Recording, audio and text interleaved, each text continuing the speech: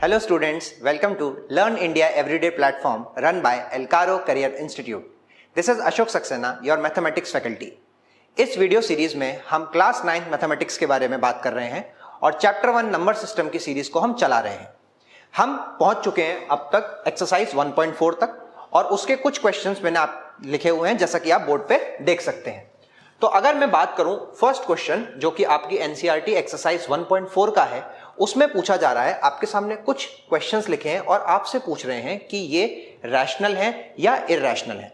ये बताने के लिए आपको रैशनल और इरैशनल नंबर्स की नॉलेज होनी चाहिए, जिसके लिए आप चाहें तो इस सीरीज का पहला वीडियो देख सकते हैं जहां मैंने डिटेल में डिस्कशन किया है कि रैशनल नंबर्स क्या होते हैं और इरैशनल नंबर्स क्या होते हैं। फिर भी क्विकली मैं एक बार रिकॉल करा देता हूं। रैशनल नंबर्स हमारे वो नंबर्स होते हैं जो P अपॉन Q की फॉर्म में होते हैं और इरैशनल जो P अपॉन Q की फॉर्म में नहीं होते। और दूसरी डेफिनेशन क्या होती है सर?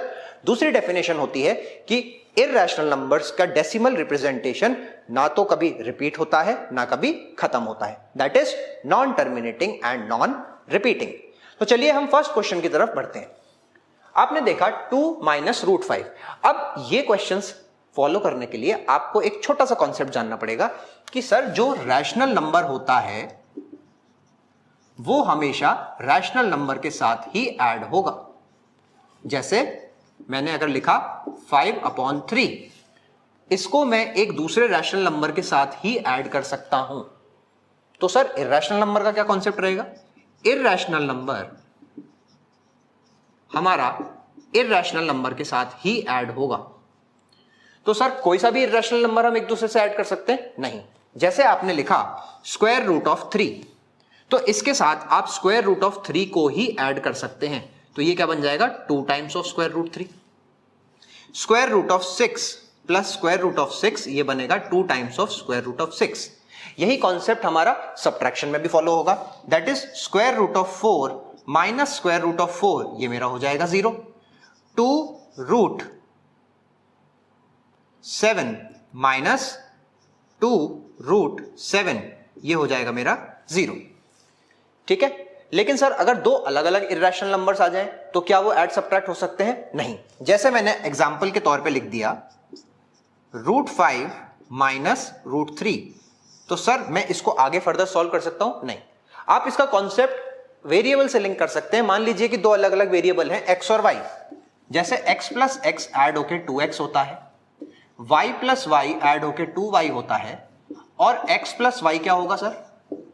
इसको तो मैं ऐड ही नहीं कर सकता क्योंकि दोनों अलग अलग वेरिएबल है। वैसे ही आपने देखा ये स्क्वायर रूट ऑफ 5 है, ये स्क्वायर रूट ऑफ 3 है, दोनों अलग अलग स्क्वायर रूट है, तो ना तो इनको मैं ऐड कर सकता हूं ना मैंने सब्ट्रैक्ट कर सकता हूं। चलो इस नॉलेज को यूज करते हुए अब हम फर्स्ट क्वेश्चन करते हैं। फर्स्ट क्वेश्चन में आपने देखा 2 एंड रूट 5। आपने बोला कि सर एक तो रैशनल और एक इरैशनल, तो क्या होगा इसका आंसर? क्या होगा सर? ये अपने आप में यही आंसर है, इसको तो मैं फर्दर सॉल्व कर ही नहीं सकता, तो मेरा आंसर क्या हो जाएगा? इरैशनल। सेकंड क्वेश्चन मैंने देखा कि सर सेकंड क्वेश्चन मेरा क्या है? 3 प्लस रूट 23 माइनस रूट 23। यहां पे सर दोनों के दोनों मेरे सेम नंबर है, स्क्वायर रूट के अंदर है, तो इससे कैंसिल आउट हो जाएगा। क्या बचा मेरे पास? 3। तो बी पार्ट मेरा क्या हो जाएगा? बी पार्ट हो जाएगा रैशनल। सी पार्ट मैंने देखा 2 रूट 7 अपॉन 7 रूट 7। अब यहां पे क्योंकि दोनों के दोनों सेम है तो रूट 7 से रूट 7 कैंसिल हो गया। क्या बच गया मेरे पास? 2 अपॉन 7। तो ये कैसा नंबर बन गया? ये बन गया रैशनल। चौथा क्वेश्चन 1 अपॉन रूट 2। आपने बोला सर एक रैशनल है एक इरैशनल है, तो ये भी क्या बन गया मेरा? इरैशनल बन गया। लास्ट हमारा है 2 पाई। पाई हमने पहले की वीडियो सीरीज में पढ़ा है कि इरैशनल होता है। क्यों होता है इसके लिए आप पिछले वीडियोस देख सकते हैं। तो किसी इरैशनल नंबर में मैंने मल्टीप्लाई बाय 2 किया तो अगेन वो इरैशनल रहेगा। तो इसी के साथ हमारा फर्स्ट क्वेश्चन फिनिश हुआ। चलिए मूव फॉरवर्ड करते हैं सेकंड क्वेश्चन की तरफ। तो क्वेश्चन नंबर 2 है आपको कुछ वैल्यूज गिवन है और आपको इन्हें सॉल्व करना है। इस क्वेश्चन को समझने से पहले आपको एक बाइनोमियल इनटू बाइनोमियल मल्टीप्लिकेशन का कॉन्सेप्ट जो आपने क्लास 8th में पढ़ा है उसको हमें रिकॉल करना पड़ेगा। तो सर वो क्या होता है? वो ऐसा होता है कि अगर आपके पास सपोज 4 टर्म्स हैं, आपके पास एक टर्म है, आपके पास दूसरा टर्म है एक ब्रैकेट में, तीसरे ब्रैकेट में आपके पास भी थर्ड एंड फोर्थ, आपके पास बेसिकली एक ब्रैकेट में 2 टर्म है और सेकंड ब्रैकेट में भी 2 टर्म है, तो टोटल नंबर ऑफ टर्म्स हमारे कितने बन जाएंगे? वो बनेंगे हमारे 4। कैसे बनेंगे? पहले होगा 1 का मल्टीप्लिकेशन 3 के साथ, 1 का मल्टीप्लिकेशन पहले 3 के साथ हो जाएगा, ठीक है सर। फिर 1 का मल्टीप्लीकेशन 4 के साथ हो जाएगा, ठीक है। 1 दोनों के साथ मल्टीप्लाई हो गया, अब 2 पे आ जाओ, 2 का मल्टीप्लीकेशन पहले 3 के साथ एंड फिर 2 का मल्टीप्लीकेशन 4 के साथ, ओके।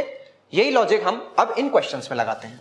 देखिए आपने देखा कि सर पहला नंबर है मेरे पास 3 + √3 और 2 + √2, तो आपने लिखा सर 3 + √3 एंड 2 + √2। तो आपने क्या किया सर, पहला नंबर पहले के साथ मल्टीप्लाई कर दिया, आपने लिख दिया 3 × 2, ठीक है सर। फिर आपने पहला नंबर इसके साथ मल्टीप्लाई कर दिया, आपने लिख दिया 3 × √2। फिर आपने सेकंड नंबर थर्ड के साथ मल्टीप्लाई कर दिया, आपने लिख दिया √3 × 2। फिर आपने सेकंड नंबर फोर्थ के साथ मल्टीप्लाई कर दिया, वो आपने लिख दिया √3 × √2। अभी मैंने आपको बताया कि दो डिफरेंट स्क्वायर रूट वाले नंबर ना तो ऐड होते हैं ना सब्ट्रैक्ट होते हैं, लेकिन वो मल्टीप्लाई हो सकते हैं आपस में, ठीक है। तो यहां पे क्या होगा, ये 3 × 2 सिंपली 6 आ जाएगा, 3 × √2 ये आपका 3 √2 आ जाएगा, 2 × √3 ये आपका 2 √3 आ जाएगा, और √3 × √2 क्योंकि दोनों के दोनों इर्रेशनल नंबर हैं तो दोनों मल्टीप्लाई हो जाएंगे, ये √6 आ जाएगा। क्या मेरे पास कोई भी ऐसा नंबर है जो कॉमन है? नहीं सर, ये √6 है, ये √3 है, ये √2 है, ये 6 है, सारे के सारे अलग अलग नंबर हैं, तो आगे मैं फर्दर इसको सॉल्व नहीं कर सकता, तो यही मेरा आंसर है फर्स्ट पार्ट का, ठीक है सर। सेकंड पार्ट में भी हम यही कॉन्सेप्ट लगाते हैं, बिल्कुल आप लगा सकते हैं सेकंड पार्ट में। सेकंड पार्ट में आपने देखा कि सर 3 + √3 मल्टीप्लाइड बाय 3 - √3 है। अब वही पहले को पहले से मल्टीप्लाई करिए, 3 × 3, फिर पहले को तीसरे से करिए, प्लस इंटू माइनस, -3 √3, फिर सेकंड को थर्ड से कर दीजिए 3 √3, और फिर सेकंड को फोर्थ से कर दीजिए -√3 × √3। तो ये क्या बन गया, 3 × 3 9, -3 √3 प्लस 3 √3 -3 × 3 कितना हो गया, √9। अब आप ध्यान से देखिए, यहां भी 3 √3 है, यहां भी 3 √3 है, लेकिन एक तरफ पॉजिटिव एक तरफ नेगेटिव, तो ये कैंसिल आउट हो गए, ठीक है। हमारे पास क्या बचा, 9 माइनस, अच्छा √9 क्या होता है, 3, आंसर कितना आ गया, 6। अब किसी किसी के दिमाग में डाउट आएगा कि सर इसको और किसी मेथड से कर सकते हैं, बिल्कुल कर सकते हैं। सेकंड मेथड देखिए आप, सेकंड मेथड होता है आइडेंटिटी का, a² - b² होता है आपका a + b × a - b। Sir ये क्या है, ये तो हमने पढ़ा ही नहीं है, कोई बात नहीं, इस वीडियो सीरीज में इसके बाद चैप्टर सेकंड जब स्टार्ट होगा तब हम इनके बारे में बात करेंगे। अभी के लिए आप इतना याद रखिए कि a² - b² होता है a + b × a - b। तो यहां पे सर a और b क्या है, आपने इस वाले सेकंड वाले पार्ट को देखा, आपने बोला कि सर ये a है ये b है, तो a की वैल्यू कितनी है मेरे पास, a की वैल्यू मेरे पास 3 है और b की वैल्यू कितनी है मेरे पास, √3। तो सर क्या ये मेरा यही फॉर्म नहीं बन रही है, a + b × a - b। तो सर इसको तो मैं सीधा सीधा लिख सकता हूं a² - b², बिल्कुल, 3 का स्क्वायर कितना हो गया, 9, √3 का स्क्वायर कितना हो गया, √9, यानी कि 9 - 3, इस केस में भी आंसर आया मेरा 6, ओके।